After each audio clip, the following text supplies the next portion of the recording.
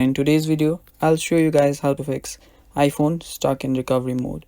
Now this can happen due to many reasons, that is software or hardware related issues.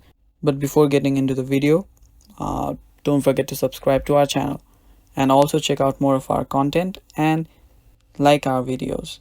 Now let us go to the video. So first what you would need to do is first you can force restart your device. Now this is very basic, but to force restart your iPhone device, what you need to do is long press on your power button and then your volume down button.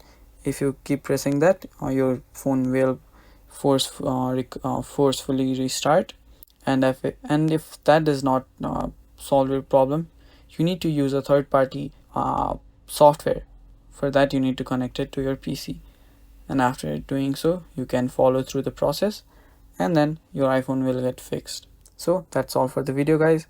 Don't forget to like and subscribe, and stay tuned for more upcoming tutorial videos. Bye bye.